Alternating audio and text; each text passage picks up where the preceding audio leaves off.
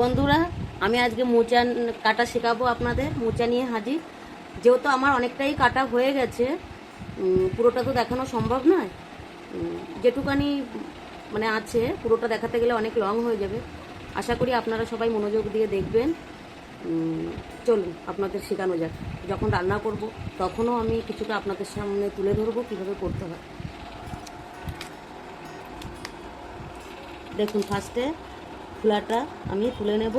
তুলে নিয়ে এটা এরকমভাবে ধরবো, ধরে আমি এরকমভাবে টান মারবো। এগুলো সব ফেলে দিতে হবে। এগুলো দেখতেই পাচ্ছেন পুরোটা কীভাবে উঠে এসছে। এবার এগুলো ছাড়িয়ে নিয়ে আমি এটা ফেলবো। এটা ফেলে দিতে হয়, এটা খাওয়া যায় না। আশা করছি পুরোটা উঠে গেছে, হয়তো একটা দুটো থাকতে পারে। এবার এর ভিতর আর নেই, আমি পুরোটা কুচিয়ে নেব। আমি আশা করছি আপনারা সবাই খুব সহজেই বুঝতে পারছেন। আমি আবারও আপনাদের মানে দেখাবো কিভাবে করতে হয়। খোলাটা আমি পুরোটাই ছাড়িয়ে নেব। ছাড়িয়ে নেওয়ার পর আমি এরকমভাবে ধরে আবারও আমি সেম পদ্ধতিতে এটা করে নেব।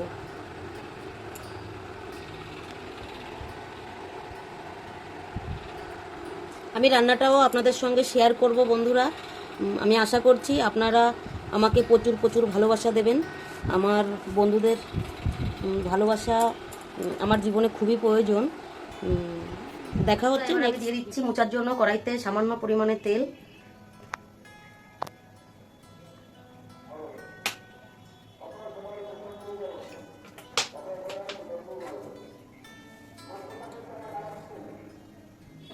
দিয়ে দিচ্ছি কটা সাদা জিরে গোটা, দিয়ে দিচ্ছি দুটো তেজপাতা ফোড়ন, আর প্রয়োজন ছিল শুকনো লঙ্কা দুটো ফোড়ন। যাই হোক, আমার কাছে নেই তাই আমি দিতে পারলাম না। আপনারা চাইলে দিতেও পারেন। আমি পেস্ট করে নিয়েছি আগে থাকতে। তোমার একটা পাকা টমেটো, কয়েকটা কাঁচা লঙ্কা, একটু সাদা জিরে, ওই মিক্সিতে পেস্ট করে নিয়েছিলাম বন্ধুরা। একটা গোটা টমেটো, কয়েকটা কাঁচা লঙ্কা, সামান্য একটু আদা, আর একটু সামান্য সাদা জিরে পেস্ট করে নিয়েছি। সেটা আমি ওই তেলের ভিতর, ফোড়নের ভিতর আমি এখন ব্যবহার করব। সামান্য একটু জল দেবো, কষানো ভালো হওয়ার জন্য মশলাটা। আমি ভাজি নেব।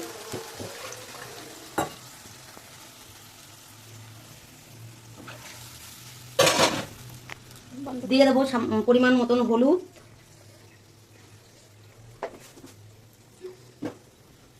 দিয়ে দেবো পরিমাণ মতন লবণ। আপনারা যে যেমন লবণ লঙ্কা খান সেরকমই দেবেন। আর দিয়ে দেবো কেটে রাখা গোটা আলু, সাদা আলু।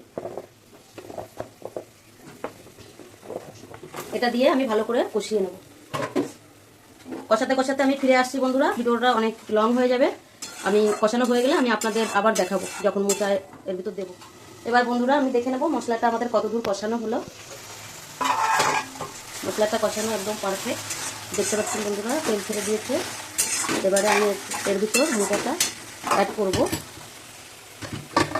মোচাটা আমি প্রেসারে সেদ্ধ করে নিয়েছিলাম বন্ধুরা। আপনারা চাইলে যাও কিছু একটা সেদ্ধ করে নিতে পারে। আমি জলটা সম্পূর্ণটাই এর ভিতরে দিয়ে দিলাম, কেননা মোচার জলটা যদি সেদ্ধ করে ফেলে দিই তাহলে তার উপকারটা যেটা সেটা বেরিয়ে যায়। যার জন্য আমি সেদ্ধ করা মোচার জলটা সম্পূর্ণটাই এর ভিতর দিয়ে দিয়েছি। দেখতে পাচ্ছেন আমি মানে গ্যাসের দ্বারায় সেটাকে করব। ঠিক আছে বন্ধুরা, যখন আমার জলটা সম্পূর্ণ শুকিয়ে যাবে তখন আমি আপনাদের আবার মানে দেখাবো। এবারে আমি ঢাকা মারবো এটা।